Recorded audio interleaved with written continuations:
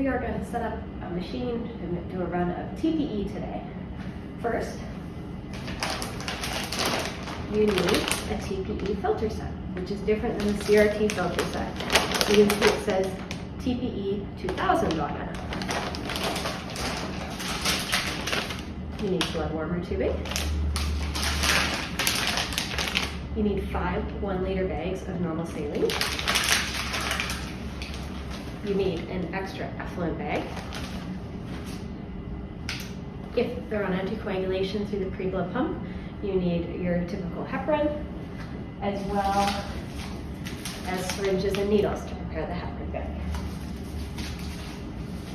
You also need your TPE order set. So the first screen you get is the PrismaFlex screen that you get with CRT. You're going to hit continue. We're going to create a new patient, same as CRT. You're going to enter their AB number. That up. Now you're going to enter your patient's weight. This is right on the order set, as well as their hematocrit too, which is helpful. So our patient is 80 kilos, and then their hematocrit is 30, so that's perfect. So hit enter, review the information, make sure it's correct, and then confirm. This is where we go different than CRT. Initially we choose CRT typically.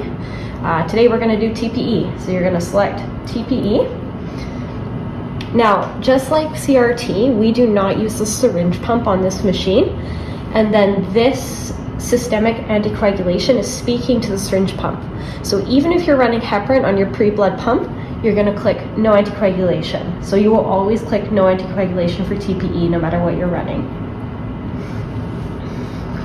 It's reminding you that this is discussing the syringe pump, so you're going to confirm that. Then you can see you're in TPE and no anticoagulation, so you can hit continue if that's correct. Now you're going to follow the prompts of loading the set. Just like you would for CRT, it loads exactly the same. The difference with this filter set is it has no dialysis line, unlike CRT, and then the pore size is also different. So we're going to grab the filter set and follow the prompts on the screen. First thing, it says snap cartridge into place.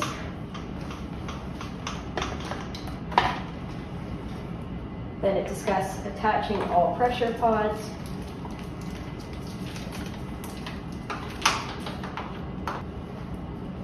Snap the discharger ring into its guide. Again, exactly the same as CRT. Hang your access line on your priming cup. Place the aeration chamber into its holder. And then open the effluent scale and hang an effluent bag. Now we are going to load the set. The set is now loaded, and so you get a similar screen to CRT, which talks to you about the ranges that have been preset in the machine. So you can just hit confirm, and then follow again the prompts. So you're going to route the lines through the tubing guidance, just like with CRT. You're going to connect the access line to the priming solution bag. So with TPE, we prime the filter with 3 liters of normal saline. There's no heparin added to these bags. So I will hang all 3 liters on the priming cup.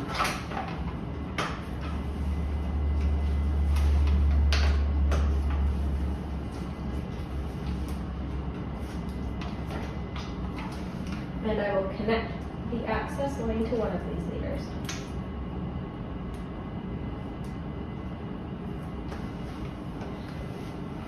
The next says connect pre-blood pump to the pre-blood pump bag. So for most TPE, we are running heparin on the pre-blood pump. If you're running saline, you will just hang a 1-liter bag of saline. If you're doing heparin, you're going to prepare the heparin bag the same as you do for CRT for the pre-blood pump. So it's 5,000 units of heparin in a 1-liter bag. So I'll grab my typical heparin, create that, make my heparin bag, label it, and then I'm going to hang this on the pre-blood pump. So on here it says anticoagulation.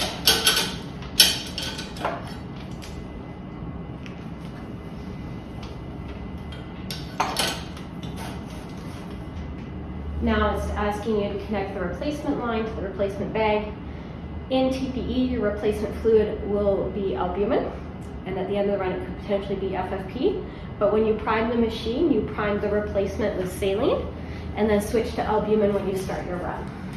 So I'm going to put a 1 liter bag of saline on my replacement, just for the prime. And then I'm going to connect my replacement line to it. One other thing to note about the replacement line, because we are running albumin through it, there is a vent on it, so when you spike your albumin, you can open the vent. Now I'm going to connect my return and effluent line to my effluent bag.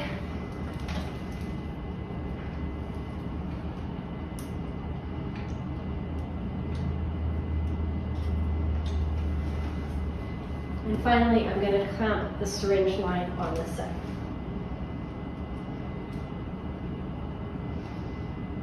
Then I'm going to hit continue, and it's going to tell me to put the blood warming tubing on. So exactly the same as CRT.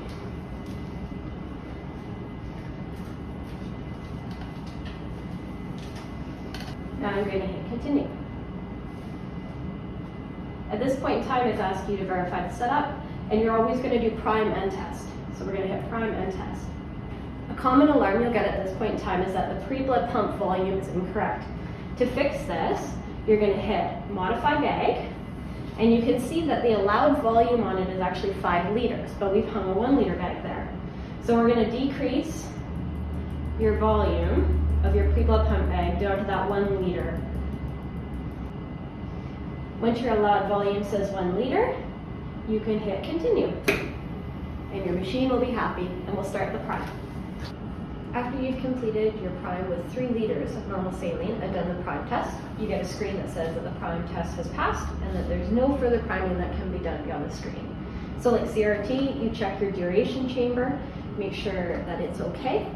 And if this filter sits for an hour primed prior to hooking up to the patient, then you'll do a reprime with 1 liter of saline, just like CRT. So say I'm ready to go hook up to the patient, so I'll wheel this into the room. At this point in time, I'll hit continue. Here is where you're going to enter your TPE prescription. So first, it's asking you for your pre-treatment hematocrit, which we've determined is 30%. Next, you're going to hit replacement volume, and then this is coming from your order set. So the physician's done the calculation. We've determined that our total replacement is going to be 6 liters. So here we're going to up our volume to 6 liters to reflect that. Then it's going to ask for your replacement container volume. And when you order your volume for TPE, your albumin, it's best to get the 500 cc containers if you can, because you won't have to change the bottle as often. And also you have to under-program your replacement container by 10 cc's for each container. So the more containers you use, the more albumin you actually throw away. So it's best to use as many big bottles as you can. It's dependent on what TML has available. So say I have 500 cc bottles that they've provided me. I'm going to set my replacement container volume to actually 490, so 10 cc's under, because you never want to draw air into the machine. If you're starting with 500 cc bottles and then partway through you have to go down to 250 bottles or even 50 cc bottles to complete the run, you're going to have to change your replacement container volume each time you change the volume. So I'm going to hit confirm all. It's going to talk to me a little bit about my prescription. We'll start at the blood flow rate at 100, but your goal is 200 to 300 cc's. I'm going to then go to my pre-blood pump solution. So that is my heparin if we're running a heparin run, or saline if we're running a no anticoagulation run. If we're running heparin, on the order set on the back of the first page is a nomogram. So our patient's 80 kilos. So we're running the pre-blood pump at 230 mils per hour. Keep in mind, anything running on the pre-blood pump in TPE actually goes to the patient. So you have to account for it in your ins and outs. Not all the heparin will go to the patient, but a percentage will. So next it will talk about the replacement fluid is actually your replacement rate. So our target's 2,000 to 3,000 mils per hour. That might change varied on your filter pressures, because that's one of the ways you can prolong your filter is decreasing your replacement rate. But I like to start it at 2,000 and then adjust it as needed. And then plasma loss, we don't want our patients to actually lose any plasma, so that's always set at 0. So we can confirm all. Shows you your prescription. If you need to change anything, you can go into flow settings, so we'll hit continue. So at this point in time, we're going to do a couple things. This is talking about connecting the patients, but we have to do 2 things first. First, we have to change the effluent bag to an empty effluent bag. So we will hit change bags and put a new effluent bag on.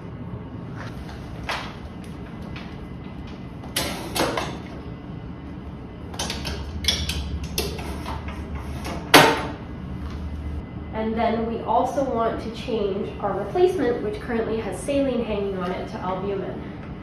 So it says, if changing the replacement container, press replacement soft key, which is this key here, and use arrows to enter the new container volume.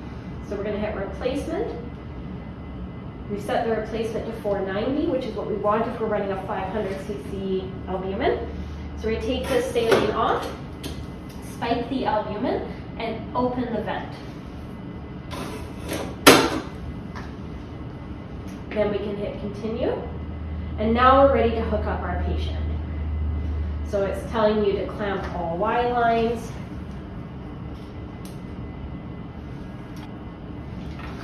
So you want to go to your patient, prep the line, your trialysis line the same way you would for CRT, however you like to hook it up. So you're going to clean your access lines. You're going to aspirate out any anticoagulation that's in them.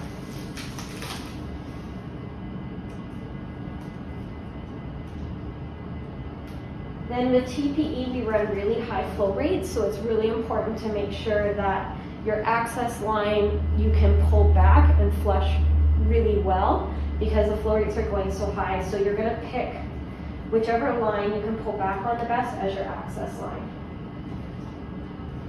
So next is going to tell you to disconnect access line from your bag of saline and hook it up to your patient.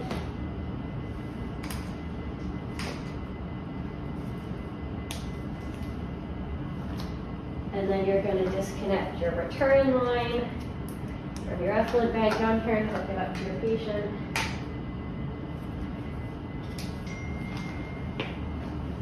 Then you're going to unclamp the effluent access return. It's basically a Y connector here to your effluent bag that you're going to change over to just the effluent line. And unclamp that too. So then we're going to hit continue. So then it's telling you to verify the patient connection. If you're running an anticoagulation run with heparin, you're going to have to inject heparin into the red port right when you start the run. As you remember, the pre-blood pump is pumping in right here, right after the blood comes in. So you're injecting your heparin bolus here. That heparin bolus is on your nomogram on the back page. So for our patient, it's going to be 5,500 units. So I have my heparin ready to go. I'm going to unclamp my patient, and I'm going to hit start. And as soon as it starts pulling blood, I'm going to inject the heparin. I can clean that red port and then inject heparin into it. At this point in time, just like CRT, you're going to want to up your blood flow rates, because the higher your blood flow rates are, the longer your filter will last. So I'm going to hit adjust, hit blood, and I'm going to get it up to somewhere between 200 and 300. So let's put it at 250. Now it's telling me my blood flow is always at 250, my total replacement volume is 6 liters. I'm running my replacement at 2,000 mils per hour, anywhere between 2,000 and 3,000. My plasma loss is 0. My heparin's running at 230 mils per hour. and my effluent is going at 2 liters per hour as well. Same as my replacement. It's telling me how long my TPE is going to run at these current settings, so 183 minutes. All your filter and access return pressures, just like CRT. And here it's going to tell you your pressure drop and your TMPA, which you're going to watch very, very closely, because it's telling you about your filter life. So if your patient's a bleeding risk, there's an option to end your TPE run with FFP. To do this, you have to use standard blood filter tubing. So you're going to prime standard blood filtering tubing with saline, just like how you always would. And you're going to put a stopcock at the end of it with a red dead ender at the place where you usually hook up to IV tubing. You're going to change bags.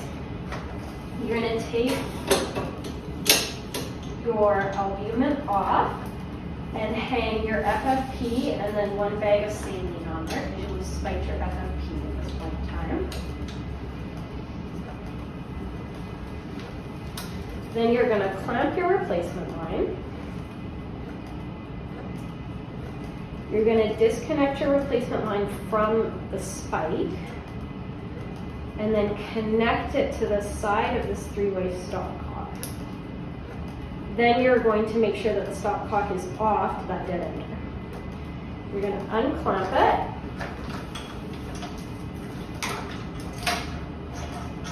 Make sure the roller clamp's off and that the FFP clamp is off too.